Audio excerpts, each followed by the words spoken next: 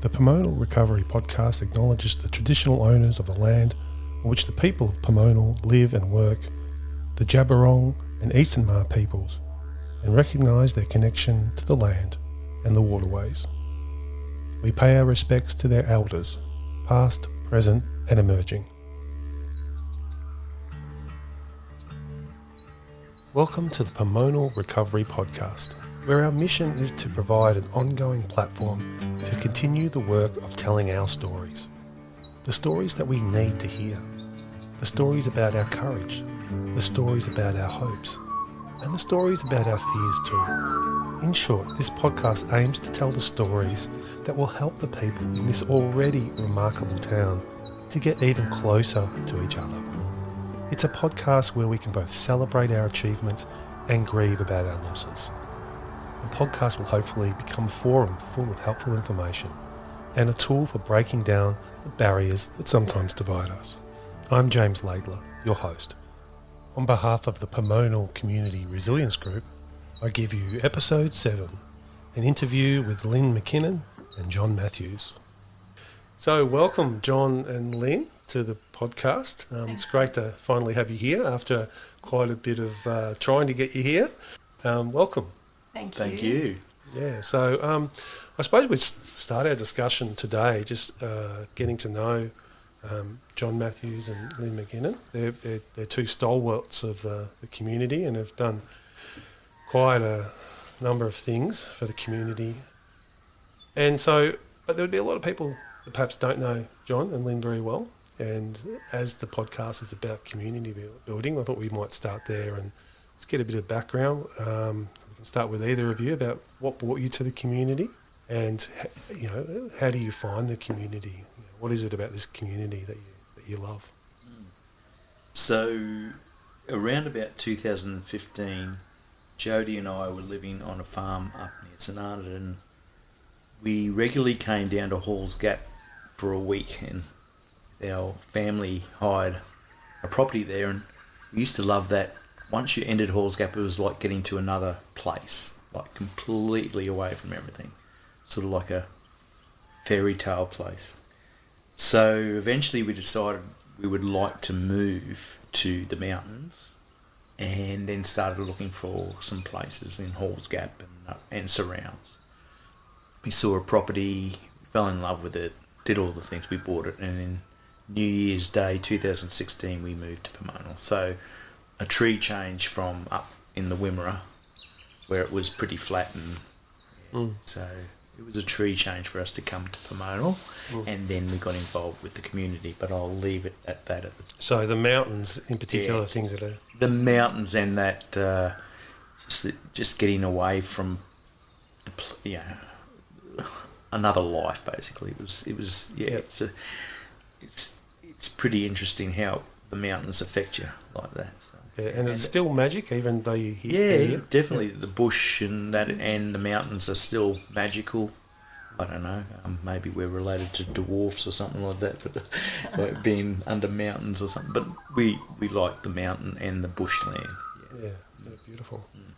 And Lynne, yourself? Yeah, I was a little bit the same with the mountains. It was either the sea or the mountains for me, because the mountains were closer to my family.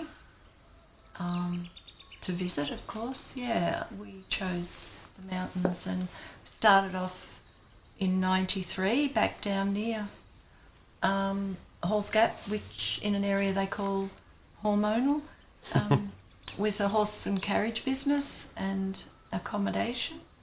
And we were there for quite a few years, and then we moved further down the road to Pomonal. Our son was only 6 months old when we came here, and he's now 31. So the time has certainly flown, but we just loved this community and enjoyed being part of it and got involved in everything. And, so it was always active back in, from 93? Always an active community, but I was involved with the school, of course, playgroup, and then the school, and got involved with church activities and the PPA and hall committee. Wherever it was going, I just love being involved in things. Yeah, great. So Tell us a little bit about, well, it's interesting, we haven't heard much about the church. So you go to the Anglican church? The community church. Yeah, so what's that community like? In Halls Gap it was Anglican, but here it's the Uniting Church, that's right. Yeah, which is known as the community church, and it's lots of different denominations have decided to come to that church, yeah. Yep. And many people from Pomonal in that congregation? Not now, there were, but a lot of the people, being a bit older, have found they had to move to Stawell and Ararat, but they still drive out to our church. They don't actually live in Pomonal now, but they are still a big part of our church. Yep. There's three or four families that I can think of off the top of my head that still travel to Pomonal. Yep. And, yeah, and 3 or 4 of us that still live here. Oh, excellent. Families, yeah. Yeah. Let's move on a little bit and to talk about your work in the town with all the different things going on. So we can talk, John, if you want to start with where things are at with the post-fire recovery and what you're doing in the background, and in particular anything that you think is important to talk about. Yeah, definitely. So right as of now, I'm a community and recovery officer. That's a job that I've signed up for, and based at the moment at the recovery centre at the Pomonal Hall. And so my tasks are basically to just take on information for council and provide information from council, but also to liaise with other agencies like Forest Fire Management Victoria and the various agencies that are out there that can assist a community in recovery. So a lot of that, though, has been pushed onto the hub to do because they're so well set up. The resilience group within the community, part of the Pomonal Progress Association, is so positive, and that a lot of that work sort of gets pushed onto them because they're the people at the coalface, so to speak. But I'm there to support anything or try to support anything that comes out of the hub. But a lot of the times the hub has its own initiative and gets on with things, so I just keep an eye and then I report back to council how we're going on the recovery and looking at anything that we can do that will try to assist. So one of my biggest projects has been, it's taken months, is to try and get a bit of roadside cleanup through. Yeah, it's happening now. It is big happening. time. It is finally happening. And I noticed in the last couple of weeks there was a company doing all the surveys and going through, and that was interesting to watch. So they were basically getting the hot spots, for want of a better word, of the areas that needed some attention, and they surveyed them, and all it meant was their planning and actually getting funding and all that sort of stuff was pretty much spot on. Yeah. So they're, I assume, what are their qualifications, and are they looking at structural integrity of trees and what might potentially come down in big winds? Is that the sort of thing going on, or is it about fires? That's part of it, but it was mostly to get rid of debris that had fallen during the fire, but also to go back and reassess some of those trees that had been either marked previously or hadn't. And so they had some contractors who, some were qualified arborists, others were heavily involved in the forestry industry, and some also from a fire management point of view. So they did a fairly good assessment on those trees to work out what was dangerous. Anything that was dangerous immediately, that would be ear tagged for removal. But then there's the other thing, like the debris that's down on the ground, which actually for some people is a bit of a it's an emotional thing that they sometimes drive past, and it triggers something. Yeah, it's a constant trigger, isn't it? For some people it is. Because it speaks of, actually, we're in this little studio and we're looking at a painting on the wall that's very dark, and it looks like a war scene. And I suppose that's probably akin to what people often see on the side of the road. Looks like up at Church Road after the fire, if you ever drove up Church Road right up to the top. It sort of looked Black like that, bare. but with maybe a few more trees. Yeah. But yeah, it was like a war zone had hit that place. But yeah, so that's what that's going on at the moment. And there's other things, and from that there's byproducts like mulch and some firewood coming. But yeah, so I saw a big mulcher they had, and that's ending up at the back of the hall, is it? it did initially, but we're trying now, because the logistics of it, trying to get it now delivered directly from the chipper truck to properties that need it. But we're also reminding owners and residents that be careful of the use of wood chip mulch. If you're in a particularly fire-prone or area, I'd be reticent of using it anywhere near buildings or houses, but to use it out in outer garden beds if they want to. Just remind, don't use it around your buildings. And is there a way that they can access that? Do they just go to the relief hub and then talk to somebody, or...? Yeah, well, Lynne is actually taking registrations for wood chip mulch and some firewood. We found the firewood we're not getting as much as we thought we might out of that roadside clearance, because when they finally assess it and look at it, it's not really good for firewood necessarily. We've got a little bit. The rest is being turned into mulch. So anyway, we'll try and get that out. Is there still some... I did hear that there might be some timber near the mulch that you could go in and you could actually cut up and take, or is that not the case? No. Well, at the rec reserve, at the Pomonal Rec Reserve, there is some wood there that needs to go, but that was the first initial. They were getting some good wood, and then the rest seems to be turned into mulch. The mulch that's there, yes, go for it. You can have a crack at it. So that's fine. And is there still compost as well? Yeah, there is compost still there. Yeah. So and once again, a lot of these things are coming through the hub. So you put your expression of interest for this and that to the hub.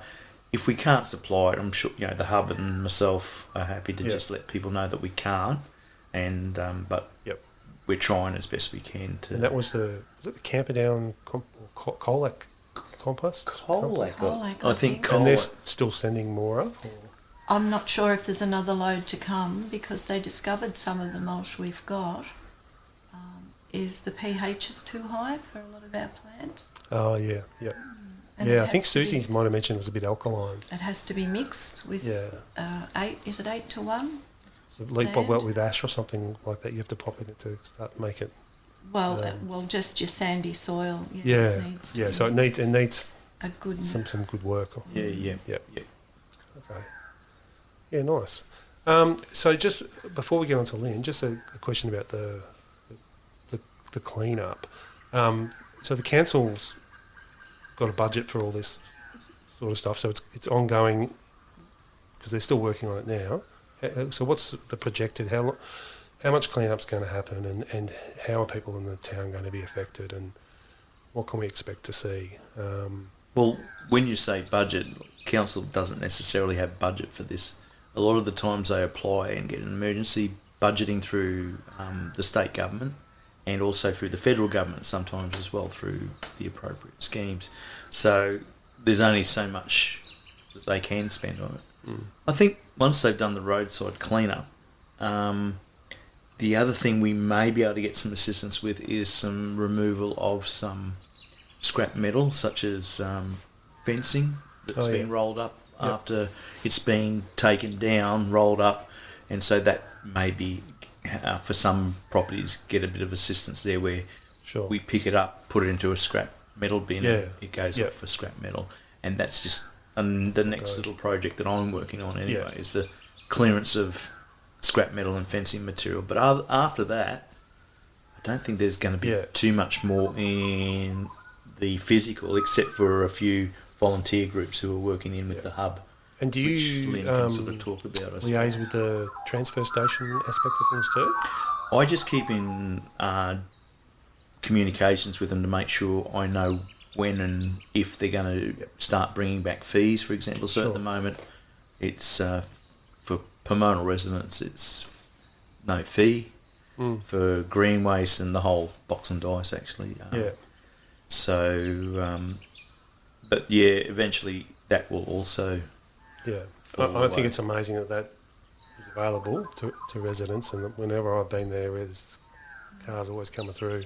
It's been really good. It's been fantastic. Considering that the state government basically pulled a lot of that funding for transfer stations at the end of April. Yeah, it's amazing. So they've got the council's done fantastic with that, I think. But yeah, well, I mean, the fee, like if you go to Stawell and you look at their fee schedule on even just green waste, for a double axle full, it's like $100 for a big one. Wow. That's a lot of money for people to try and find. So, well, the fees are at the transfer station up on a board, and when you look at them, if we were to go back into being fee, which will happen eventually, I still think they're fairly reasonable. oh, they're good at Pomonal compared to Stawell. Yeah, For sure. Yeah. Yeah. So, Lynne, let's turn to you with your work at the Relief Hub, which I know you probably don't want to take too much credit for, or you want to shy away from, but like you've been there from the start. John was there before me. I came in on the weekend. John and Jody set it all up at the church with the help of Peter and Kay Evans. We set up at the school first. School and then the church, that's right. So they were well before me. But you've been there at all the different stages, haven't you? Yes. Going from school. So, wait a minute. Let me get this right. So I wasn't there. Was at it the school to church to all? Was that the process? That's what happens. We were still evacuated when it started at the school. Yeah, okay. Just to put it in perspective, we were quickly approached by a family in Stawell through the Uniting Church there who were in touch with Stawell Toyota, who had got all these donations quickly. Instantly. Yeah, I don't know where they came from. Yeah, the networks. And the network was working, and they wanted to get stuff out to us straight away, and we had nowhere to put it at that time. And then the school became available because it was going to get cleaned, but it was going to take a month or two before it actually got cleaned. Yep. And so we got permission from the school, the principal, to put our opportunity shop or hub under the cover at the school, so under the shade cloth, and which is waterproof basically. So we set up there one day with the help from all parents and a fair few parents from the school and community members. And then Belinda, the principal, got a call the following day saying, the cleaners are coming in like tomorrow. We got to get all your stuff out of there. And that's when I rang up Lynne and said, where can we get? Can we use the church? Because it's the only thing that came to mind. So people and their connection. So Lynne, you had the connection with the church, and the church opened opened up its doors, and you had the key. Yeah, had the key. It was just the most perfect spot for it. Yeah, it really was. The church that, along with Barney's, had apparently burnt down during the fires. Was still standing, and there you were. But to see, I get quite emotional because when you look at that back stump on the church, where a little bunch of embers had formed and started to burn that stump right at the back of the church, and how anyone saw it and put it out, I will never know. It's not even on the roadside, it's facing the paddock behind. So it was meant to be there, it was meant not to burn. Divine intervention or the CFA. Or the CFA. Sure. Well, I heard a story from the CFA just the other day that they went to a house, a couple of blokes, I won't say who, and there was all this furniture on that was susceptible to burning, and they just got it up and threw it off. And then it was one of the mat was on fire, and someone had left out buckets of water for the dogs or something, and they just put it out. Yeah. And that house is still standing. It truly is amazing. It is. It's what just, they did. They did too. The way they just protected everything that was protectable. Yeah. Incredible. So back to the hub, though. So where are we at with the relief hubs? So you're there regularly. Is there maybe an update about what's happening with the hub and maybe a little bit about its story? And people may not know much about it. Well, when John and Jody rang me, it was like a little trigger for me because I worked out of an exercise book in the 2006 fires. I was living right in town at that stage and knew people and what people's needs were, and it was just obvious that I could take down names of people and what they needed and put them in touch with the names of the donations that we'd received. And so, that just sort of got me going again, I guess, and I knew what I'd done then worked. So this is on a much bigger scale now, of course, and computers are used nowadays, not exercise books. Yeah, yeah. So I was using little sticky notes and bits of paper, and then the girls came along and said, well, we can set you up with a computer program, and which wasn't really my thing, but I've learned a lot. I have learned a lot with all of that. A whole lot of new skills coming And, your way. And and I love that. I love learning. And then the volunteers that came in and helped me have just been truly amazing.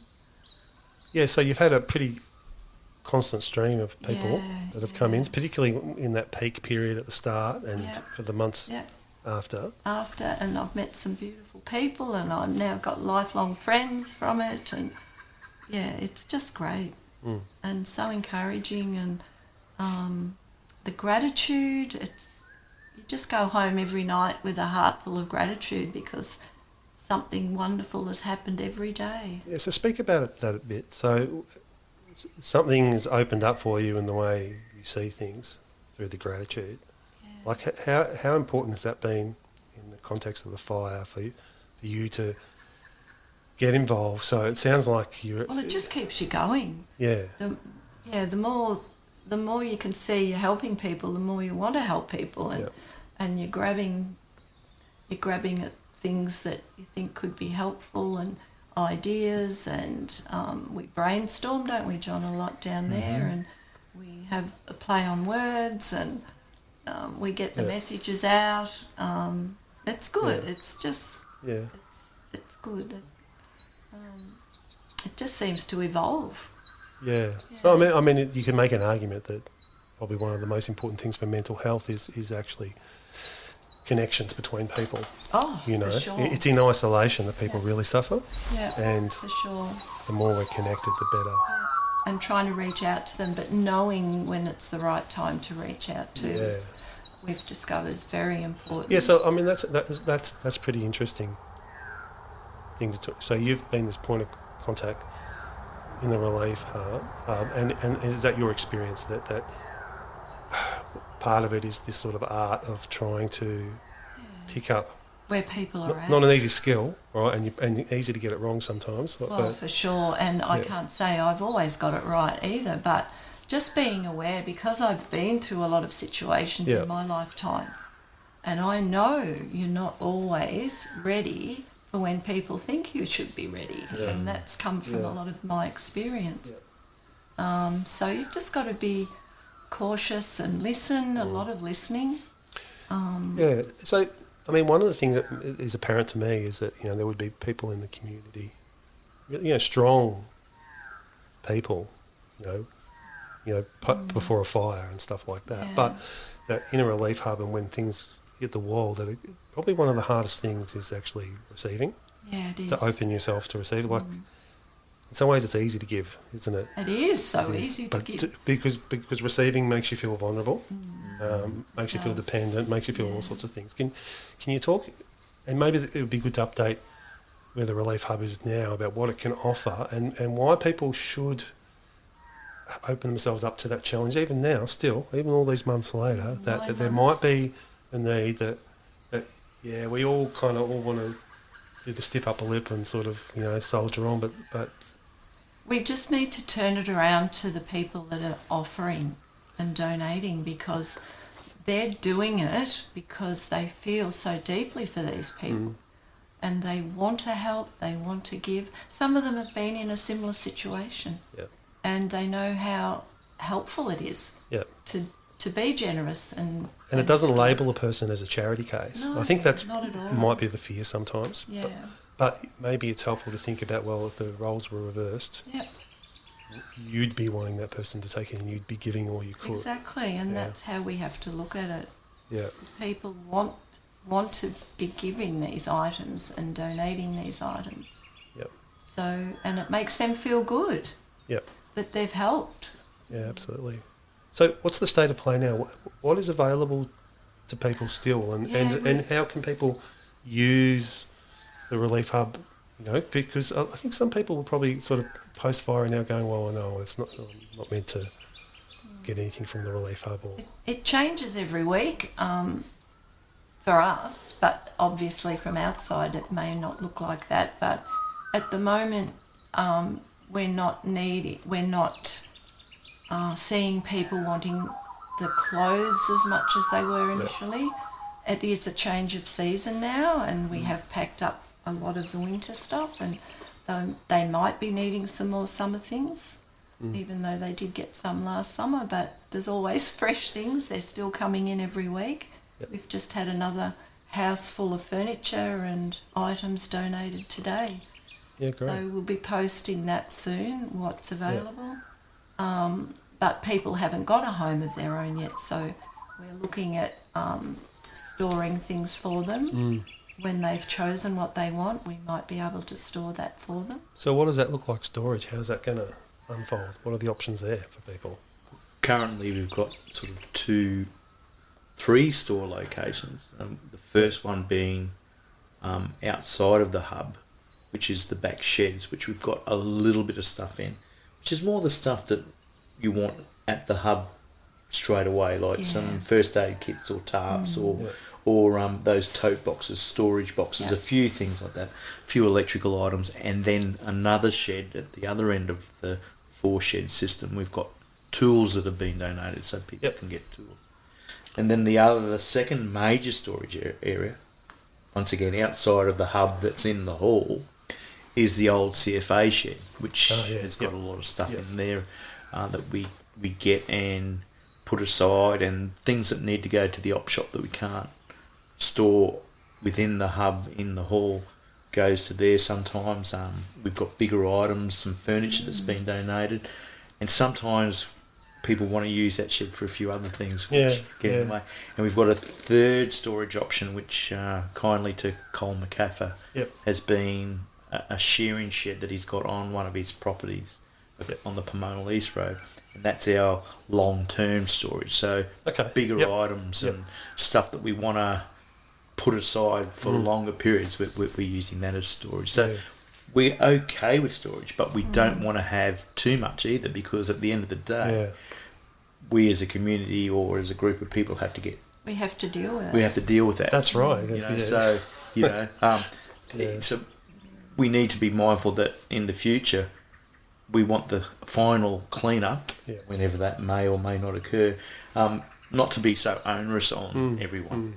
So just And so if you're in a place to give to the Relief Hub, if that's something you're doing, would it be better first to talk to the Relief Hub about needs rather than just give stuff? Because we've asked people when they are going to donate to please call us first, and we can tell them what our needs are at that stage. But also we are now asking them with the bigger things to send us through some photos to the email address. Okay. And then we print those off and put them on the notice board. Oh, beautiful. And that's working well. People that's the notice board down at the hall.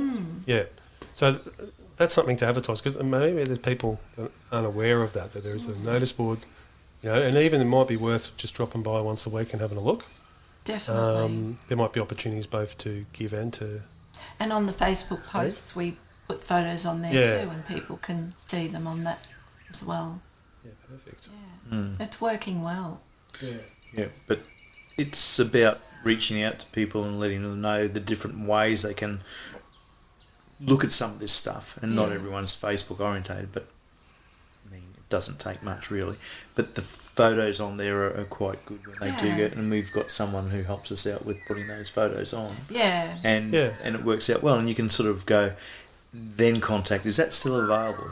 Ask that question, or if you find anything like that, can you let me know? Don't be shy. Ask. You need to ask. So. And we can store it for a reasonable amount of time, but we've got boxes in the CFA shed with people's names on already that they've chosen things, and we've just stored it. So is there any work going on with reaching out to people in the community? Because maybe there's people that are too shy to ask. How do you... are there ways to... For the items? Well, just, I don't know, ways to... For the donations, you mean? to touch base with people. I think sometimes Grampians Community Health are an organisation that are really helping the community out by having their ear to the ground and listening for people who Yep. need to Yep. reach out. They've been coming out for the last couple of months. Oh, that's brilliant. On Yeah. a Monday and a Wednesday, and on the other days as Yep. well. But they help us on those 2 days Yep. at the hub, and they've been amazing. Yep. And And we were like- doing meal drops for a while. And So they if were people are helping with struggling and that. they do have some needs, but they feel a bit shy about going to the relief hub because it's a small community, can they reach out to East Grampian South perhaps and go through Grampians that? Community Health. Yeah, and go the through that store channel, girls. maybe. Yeah, we've already. Yeah. It's just a little given bit them- more distance, so it might be a bit safer for some people. I don't know. Yeah, For sure. they've already done that. Yeah. Yeah. Okay. Delivered Good. things for us. Even when we're going through the racks, we find things that we know a certain person might like, and we put their name on a bag and put it in a bag, and then the girls can deliver it when they're going around. So we've got a really good rapport with Grampians Community Health. So it's about, and then they feed us back, not necessarily on the psychological side, but on the needs and wants side for, Yeah. like clothing or anything like that, or whatever we can try and provide. They sometimes feed us back and say, oh, such and such is really keen on doing that, and we can make a contact or Yeah, that's ask them next time they see him to contact the hub yep. or the recovery centre, and we can work something out. Brilliant. So, what's the future look like for both of you in the roles that you're playing in the community? Like, yeah. and is there anything you want to be? It's a bit different for John because he's actually employed at the moment, as well as his volunteer hours after his employment hours.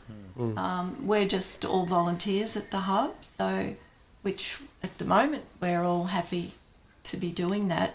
We might in the near future ask the people in Pomonal what they would like to see happening at the hub. We might reduce the hours for a little while and see if that works, as long as they know they can still email or phone on the hub phone.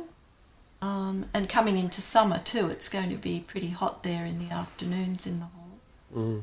So that might be a good time to see if the reduced hours works. Yeah. And with the onset of summer too, I mean, that might be quite triggering for people too. Could be. Just this next season, so.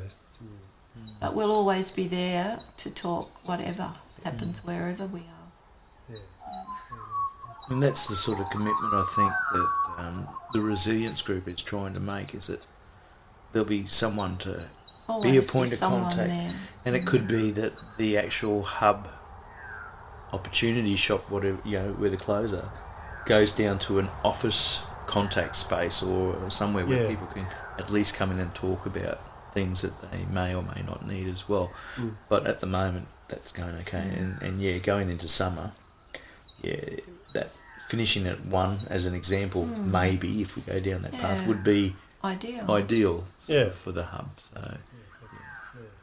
And I'm only 4 minutes away, so if anybody needed anything, it's no trouble just to go and open up and help them.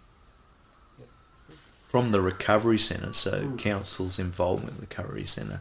I mean, my contract was for 12 months, but saying that's how long's a piece of string? When do we need to close that recovery centre down? I still think there's some work to be done in the area. Might be just backing up the hub, what the hub does in its business, but eventually it will shut down and the services might go somewhere else. There might be an opportunity that I continue working there in another role with that as a secondary role and do some work from there, because basically where I am set up at the moment, if the hall committee allows me to continue, it's just like a little office space, so it's all fine. I can John's now our joint secretary of PPA, so he's going to be involved anyway, regardless. So exactly. And then I'm also your IT consultant. Oh yes, definitely. We need that. my wife gave me the lowdown on the meeting. She's just joined up. It's lovely having Claire on board and the other young ones. It's definitely. Just great. Yeah, that was such a boost for me, being an older. And she was always intending to. Like, I tend to sort of just jump into things, and she's like the I don't know, it's a powerful train that's just steady and gets there in the end. But she'll immerse herself. Tell me about it after the markets. It's just like Claire's vroom vroom. Yeah.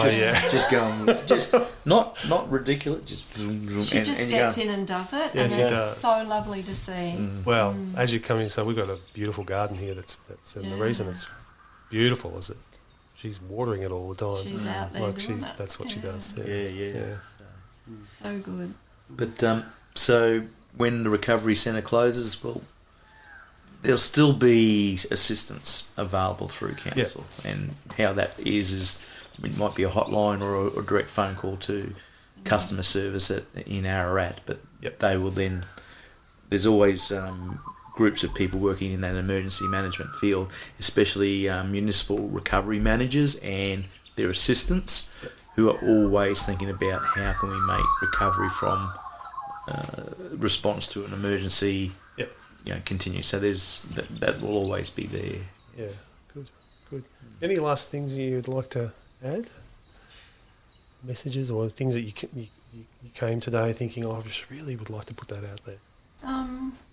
Just how grateful I think I am, and I know John probably is too, with the response from everybody that we need to approach and ask about help and volunteering and getting things done.